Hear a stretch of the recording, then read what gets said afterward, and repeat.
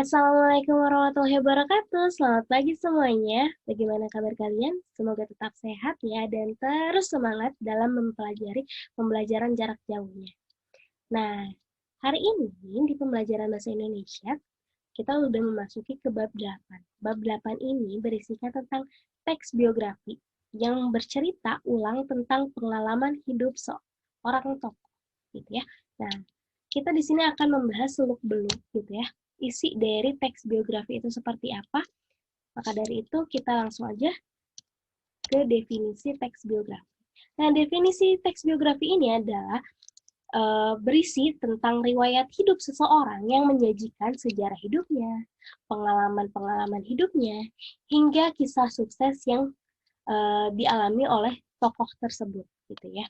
Nah, pada umumnya teks biografi ini menceritakan tokoh masyarakat yang memiliki prestasi atau hal-hal yang dapat dikenal oleh setiap pihak gitu ya. Jadi kita mengambil pelajaran hidupnya untuk dijadikan sejarah yang pada akhirnya sama kita juga dapat dinikmati gitu ya tulisan tersebut dan kita bisa ambil hikmahnya dari pengalaman hidup tokoh tersebut. Gitu. Nah biasanya dalam isi teks biografi itu akan mengangkat cerita tentang riwayat pendidikannya, pandangan hidup tokohnya, perjuangan yang telah dilewatinya, keberhasilannya, keistimewaan dari tokoh tersebut, lalu hal-hal apa saja pokoknya yang bisa dicontoh oleh kita sebagai pembaca, gitu ya. Lalu selanjutnya ada unsur-unsur utama dalam teks biografi. Yang pertama itu adalah penokohan, yang kedua latar, dan yang ketiga alur. Nah, untuk penokohan ini adalah segala karakter yang disajikan gitu nantinya.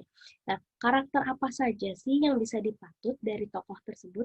Misal pekerja keras, eh, rajin gitu ya, tidak mudah pantang menyerah gitu ya. Itu hal-hal yang nantinya bakal dicerminkan dalam biografi dan bisa kita ambil hikmahnya. Lalu ada latar. Nah, latar ini biasanya berisikan waktu dan tempat yang mendasari peristiwa tersebut. Waktunya kapan gitu ya, tempatnya di mana gitu. Lalu selanjutnya adalah alur. Nah, ini adalah rangkaian-rangkaian kehidupannya dari mulai lahir gitu ya, dia lahir kapan, terus lalu dia sekolah di mana, lalu perjuangan apa saja dari awal sampai akhirnya dia sukses diceritakan itu adalah rangkaian kehidupan dari tokoh tersebut. Selanjutnya, kita akan membahas tentang struktur teks biografi. Sama halnya dengan teks-teks sebelumnya gitu ya, struktur pada umumnya itu ada 3 struktur. Yang pertama orientasi, kedua isi, ketiga adalah kesimpulan. Nah, orientasi di sini kalian bakalan membahas tentang latar belakang dan pengalaman tokoh. Gitu ya. Di sini hanya kalian akan menggambarkan pengenalan si tokohnya aja gitu kan. Latar belakang si tokoh ini kenapa bisa diangkat sebagai teladan bagi pembaca atau penulisnya. Gitu ya. Lalu yang kedua adalah isi. Nah, isi ini adalah kejadian penting, rangkaian peristiwa dari awal dia meniti karir sampai akhirnya dia sukses. Itu termasuk ke dalam isi ceritanya. Lalu, yang ketiga adalah reorientasi. Nah, ini berisikan tentang penilaian kalian, opini kalian tentang tokoh tersebut. Biasanya berisikan kesimpulan. Tapi dalam teks ini, untuk reorientasi ini adalah hal yang opsional gitu. Jadi nggak harus selalu ada gitu. Mau ada silahkan, mau enggak juga tidak apa-apa gitu. Ya, untuk reorientasi ini. Jadi yang terpenting itu adalah orientasi dan kejadian pentingnya. Lalu kita masuk ke materi selanjutnya. Nah, ini adalah contoh dari struktur dan isi teks biografinya ya. Kita bisa lihat yang orientasi di sini menceritakan tentang Raden Dewi Sartika gitu ya. Diceritakan dia lahirnya di mana gitu ya. Oleh keluarga yang seperti apa. Nah, ini adalah orientasi pengenalan siapa sih Raden Dewi Sartika ini gitu ya.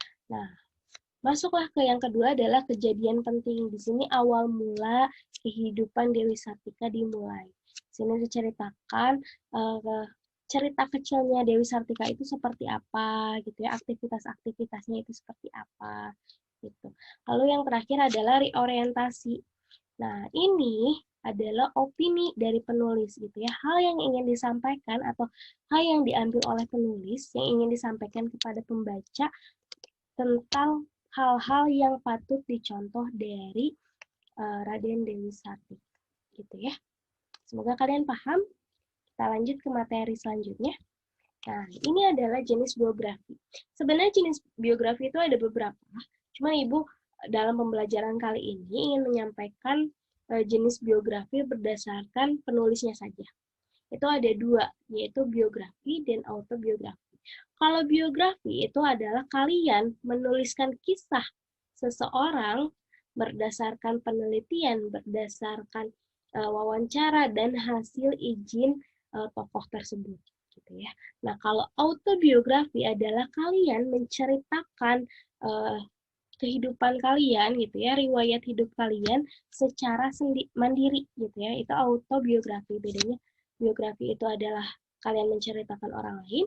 Nah, kalau autobiografi adalah menceritakan diri kita sendiri. Materi selanjutnya tentang kaidah kebahasaan teks biografi. Yang pertama itu adalah kata ganti orang pertama. Nah, kata ganti orang pertama ini adalah kata lain dari tokoh tersebut. Misal, Dewi Sartika ya tadi, Raden Dewi Sartika. Kalian ganti menjadi beliau. Iya, wanita cantik itu, wanita hebat itu. Ya, pokoknya kata ganti dari tokoh tersebut. Lalu yang kedua adalah kata kerja tindakan. Nah, kata kerja tindakan ini adalah kata kerja yang menunjukkan suatu kejadian yang dilakukan tokohnya, gitu ya. Yang ketiga adalah kata deskriptif. Pada umumnya, kata deskriptif ini memberikan informasi secara terperinci tentang sifat-sifat yang dimiliki oleh tokoh, seperti gigih, berani, kreatif, cerdas, soleh, jujur. Pokoknya kata-kata itu yang sering pula didahului oleh kata kopulatif, adalah, merupakan, seperti itu ya. Nah, lalu yang keempat adalah kata kerja pasif. Nah, kata kerja pasif ini dalam rangka menjelaskan peristiwa yang dialami oleh tokoh sebagai subjek yang diceritakan. Contohnya, seperti dicintai, diberi, dikenang, dihormati.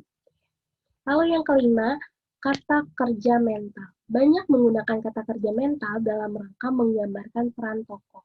Contohnya, menguasai, menyukai, menuding, diilhami. Nah, itu adalah kata kerja mental. Lalu yang keenam adalah konjungsi, menggunakan kata sambung, kata depan ataupun nomina yang berkenaan dengan urutan waktu. Contohnya, sebelum, sesudah, dan, yang, kemudian, selanjutnya. Itu adalah kata-kata konjungsi yang digunakan dalam teks. Nah, itu materi yang dapat Ibu sampaikan tentang teks biografi. Kalau kalian masih belum mengerti atau ingin kalian tanyakan, boleh kalian komen di bawah. Atau kalian bisa chat di grup, nanti kita diskusi bersama-sama dengan teman kalian juga. Dan kita bisa lebih mengenal teks biografi lebih dalam. Itu saja mungkin yang dapat Ibu sampaikan. Mohon maaf bila ada salah-salah kata atau perbuatan. Wassalamualaikum warahmatullahi wabarakatuh.